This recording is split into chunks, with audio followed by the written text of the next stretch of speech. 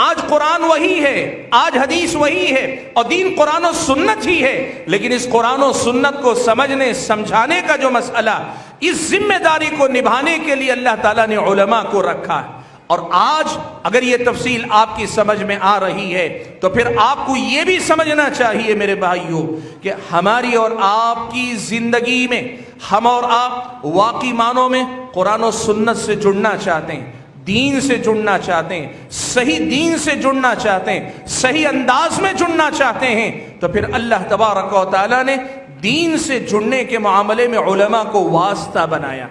جیسے اللہ تعالیٰ نے نبی علیہ السلام کو اپنے دین سے جوڑنے کے لیے ذمہ داری نبی پر چھوڑی تھی، نبی کے بعد نبی کے وارث مقرر کر کے اللہ تعالیٰ نے لوگوں کو دین سے جوڑے رکھنے کے لیے اللہ تبارک و تعالیٰ نے علماء کو ذریعہ بنایا۔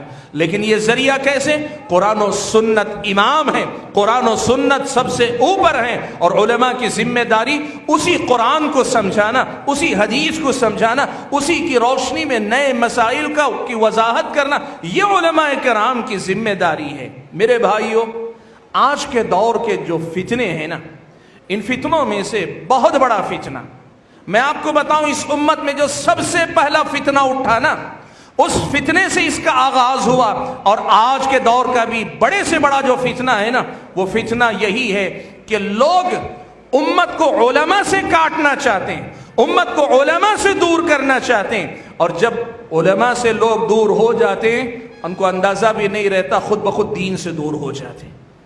آپ کو معلوم ہے تاریخ میں سب سے پہلا فتنہ، سب سے پہلی جو گمراہی وجود میں آئی خوارج کا فتنہ تھا، اور خوارج کی گمراہی کیا تھی؟ وقت کے جو علماء تھے، صحابہ کرام تھے، ان کو چھوڑ کر خود دین سمجھنے کی بات کرتے تھے، خود قرآن سمجھنے کی بات کرتے تھے۔ بھائیوں، دو چیزوں میں بڑا فرق ہے، یاد رکھنا۔ ایک ہے علماء کی اندھی تقلید کرنا، علماء کی بات ہی کو دین مان لینا، علماء ہی کو سب کچھ تسلیم کر لینا، یہ غلو ہے، یہ انتہا پسندی ہے، یہ حد سے تجاوز کرنا ہے، یہ غلط ہے۔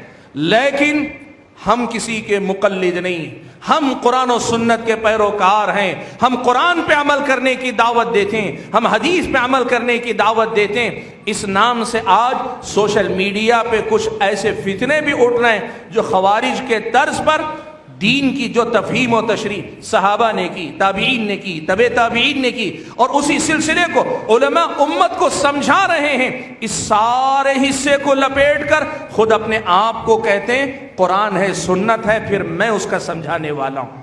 یہ خوارج کی روش تھی۔ وقت کے علماء صحابہ کے ہوتے ہوئے ان سے دین سمجھنے کے معاملے میں مدد لینے تیار نہیں تھے، اپنے طور پر وہ دین سمجھنے کی بات کرتے تھے۔ آج یہی صورتحال ہماری اور آپ کی امت کے اندر دیکھنے کو مل رہی ہے۔ میں آج آپ کو بتاؤں، آج مجھ سے پہلے تقریروں میں آپ نے نام سنے، کئی لوگ سوشل میڈیا پہ ہیں، کوئی ڈاکٹر ہے، کوئی انجینئر ہے، کوئی مدعی نبوت ہے، کوئی مہدویت کا دعوے دار ہے، کوئی کچھ ہے، کوئی کچھ۔ آپ یہ بات نوٹ کر کے دیکھ لینا، جتنے نئے دعوے دار کھڑے ہوتے ہیں نا، وہ سب سے پہلی کوشش ایک ہی کرتے ہیں، وہ کیا ہے معلوم؟ سامنے والے نوجوان کا علماء پر سے ایمان متزلزل کر دیں، اعتماد ختم کر دیں، بھروسہ مٹا دیں۔ سامنے والا یہ کہ یہ سارے علماء بک گئے۔ اللہ کے بندوں ذرا یہ بات بتاؤ، اللہ کے نبی جن کو اپنا وارث کہیں، العلماء ورثۃ الانبیاء کہیں، کیا ایسے ہو سکتا ہے کہ سارے کے سارے علماء بک جائیں، سارے کے سارے علماء بزدل ہو جائیں، سارے کے سارے علماء دنیا دار ہو جائیں، سارے کے سارے علماء حق چھپانے والے ہو جائیں؟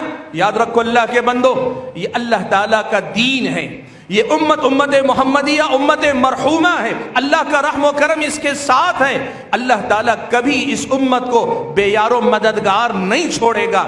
وہ وقت جب امت یہ علماء کے بغیر ہوگی، وہ وقت ہوگا جب قیامت آنے والی ہوگی۔ اللہ کے نبی نے یہی نہ بتایا، اللہ کے نبی نے یہی تو بتایا کہ قیامت کے قریب یہ منظر ہوگا کہ جب کوئی عالم دین نہیں رہے گا، اس وقت لوگ جاہلوں کو اپنا رہنما بنا لیں گے۔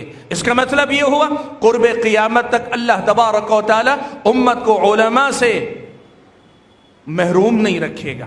ہو سکتا ہے کچھ علماء دنیا دار نکل گئے، کچھ علماء ہو سکتا ہے اپنے پیٹ کی خاطر، اپنے جبے و قبے کی خاطر بک جائیں، ممکن ہے، لیکن یہ نہیں ہو سکتا سارے علماء ختم ہو جائیں، یہ تو کبھی اس امت کے ساتھ نہیں ہونے والا۔ اللہ کے بندو، آپ قرآن پڑھ کر دیکھو، آپ حدیث رسول پڑھ کر دیکھو، اللہ نے علماء کا جو مقام، جو درجہ بیان کیا، وہ کام کیا تھا ان کا، وہ کیا کریں گے کیا نہیں کریں گے، ایسا کبھی نہیں ہوگا۔ میں کہہ رہا تھا اس وقت ایک بہت بڑا فتنہ سوشل میڈیا کے ذریعے جو فتین اٹھتا ہے، جو فتنہ باز، فتنہ پرور اٹھتا ہے، سب سے پہلا کام عوام الناس کا علماء پر سے ایمان متزلزل کر دیتا ہے۔ اور چھپتا کہاں ہے؟ میں قرآن کی تبلیغ کر رہا ہوں، میں سیدھے قرآن پڑھنے کی بات کر رہا ہوں، میں حدیث رسول پڑھانے کی بات کر رہا ہوں، میں سیدھے کتابوں سے جوڑ رہا ہوں۔ اللہ کے بندے، جو کتابیں جن کا تو حوالہ دے رہے وہ بھی علماء ہی کی لکھی ہوئی ہے۔